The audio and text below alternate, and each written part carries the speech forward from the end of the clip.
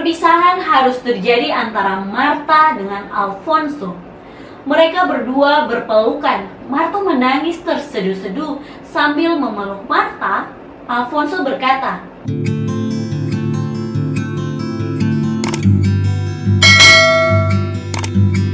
"Hai, welcome to Marina Story. Terima kasih sudah klik video ini." Kalau biasanya aku sering bahas tentang sejarah peperangan di Maluku, tapi kali ini aku mau bahas tentang kisah romantis antara dua sejoli. Kalau di Italia ada cerita Romeo dan Juliet, di Azerbaijan ada cerita Laila dan Majnun, maka di Ambon ada juga cerita Martha dan Alfonso. Penasaran kan? Saran aku sih siapin tisu ya, soalnya cerita ini agak sedih. Ada satu desa di Jazirah Baguala, namanya Desa Poka. Biasanya disebut Desa Poka Rumah Tiga. Dulu, di desa ini tinggal satu keluarga yang sangat sederhana, namun mereka hidup bahagia. Kepala keluarga ini bernama Bapak Bram. Beliau bekerja sebagai petani dan biasanya mendayung perahu membawa penumpang dari Poka Rumah Tiga ke Galala, pulang pergi. Sedangkan istrinya bernama Ibu Mina. Ibu Mina ini adalah wanita yang cantik, rajin, dan bekerja membantu Bapak Bram untuk menambah penghasilan, yaitu dengan cara bakar sagu untuk dijual. Bapak Bram dan Ibu Mina ini mempunyai seorang anak perempuan yang sangat cantik, yang saat itu masih berusia 16 tahun. Anak itu bernama Martha, berkulit hitam, rambutnya ikal panjang terurai sampai ke betis.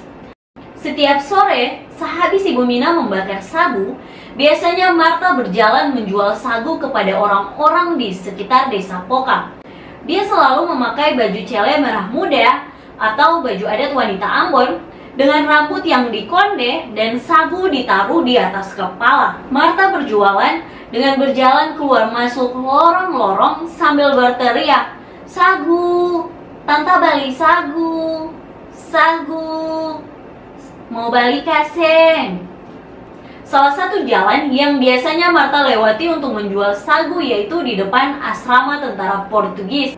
Suatu sore, ketika Martha berjalan menjual sagu di depan asrama tentara Portugis, seperti biasanya, Martha berteriak, "Sagu, sagu, bali sagu."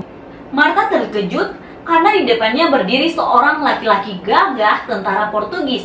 Tentara itu melihat ke arah Martha dan di dalam hatinya berkata, "Wah, wanita ini cantik sekali." Hari berganti hari, bulan berganti bulan.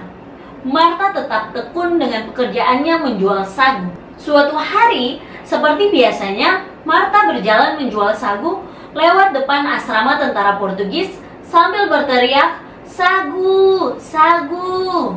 Martha sangat terkejut karena tiba-tiba terdengar suara dari dalam asrama, "Sagu, sagu, sagu sini."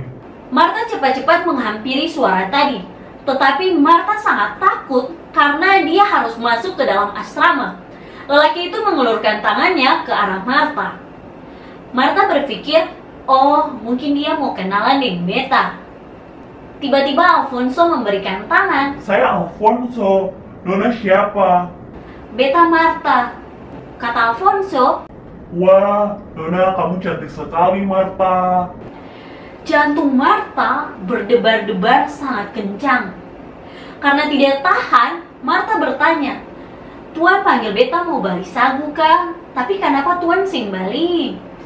Alfonso menjawab, "Ya Nona Martha, sagunya saya beli semuanya." Setelah tuan itu membayar, Martha langsung mengucapkan terima kasih dan pamit pulang. Tentara itu berkata, "Nona Martha besok datang lagi ya."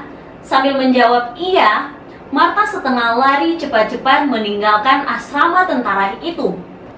Alfonso adalah komandan tentara Portugis yang bertugas di Ambon. Portugis menjajah Indonesia dari tahun 1569 sampai 1571.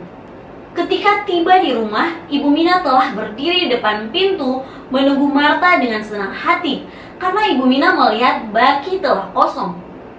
Sagu habis terjual.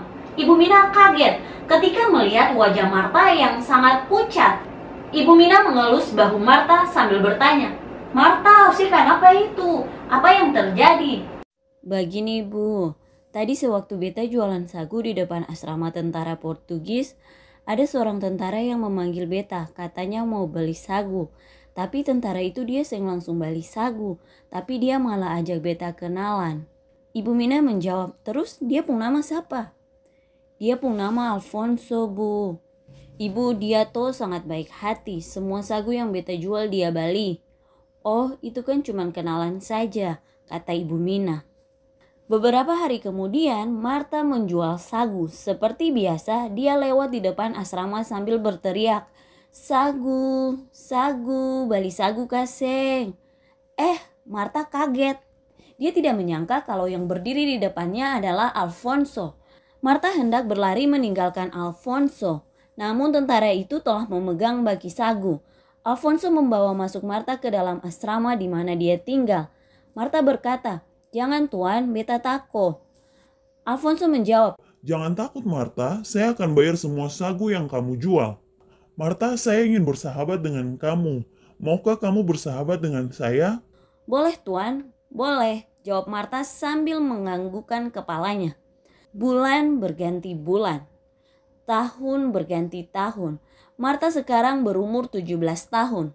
Marta dan Alfonso semakin dekat layaknya sepasang kekasih. Mereka berdua diam-diam telah bertunangan. Bapak Bram dan Ibu Mina sudah mengetahui hubungan mereka. Bapak Bram tidak menyetujui Marta bertunangan dengan Alfonso, tetapi Alfonso tetap berani untuk datang ke rumah dan meminta kepada Bapak Bram dan Ibu Mina agar dia dapat menikahi Marta, anak mereka. Bapak Bram berkata kepada Alfonso, "Sabar, Marta masih muda, tunggu sampai Marta berumur 19 tahun. Cita-cita tinggal cita-cita, tetapi nasib berkata lain. Tentara Portugis dari Ambon harus ke Batavia. Kapal perang Portugis sudah berlabuh di pantai Poca, tempat feri sekarang ini. Perpisahan harus terjadi antara Marta dengan Alfonso. Mereka berdua berpelukan. Marta menangis terseduh-seduh sambil memeluk Marta. Alfonso berkata, "Sabar ya, tunggu saya Marta. Saya akan kembali menjemputmu sebagai istri saya. Tunggu saya kembali di Ambon ya Marta." Marta hanya bisa mengangguk-anggukkan kepalanya. Pasukan tentara satu demi satu naik ke kapal. Sekali lagi Alfonso memeluk Marta. Kemudian Alfonso naik ke kapal. Dia naik paling akhir karena Alfonso adalah komandan peleton. Sampai di atas kapal, Alfonso berteriak, "Marta, tunggu saya ya." Setelah Marta mendengar tanda kapal akan segera berangkat, Marta mengambil sapu tangan putih kemudian melambaikannya sambil berteriak, "Alfonso, Alfonso, Alfonso." Marta tidak tahan lagi sambil menangis. Marta meloncat ke dalam laut lalu berenang. Alfonso melihat Marta meloncat ke laut. Alfonso pun mengikutinya. Kabar itu sampai kepada Bapak Bram. Bapak Bram dan Ibu Mina menunggu di tepi pantai berharap anaknya akan segera kembali. Namun harapan mereka sia-sia. Bapak Bram memanggil orang-orang untuk mencari Marta dengan mendayung perahu. Tapi sia-sia belaka. Kedua kekasih itu hilang di dalam lautan sampai saat ini. Tempat mereka berdua tenggelam namanya dikenal dengan nama Tanjung Marta Fons. Gabungan dari nama dua kekasih, Marta dan Alfonso. Teman-teman, terima kasih sudah menonton video ini. Jangan lupa like, komen, dan subscribe.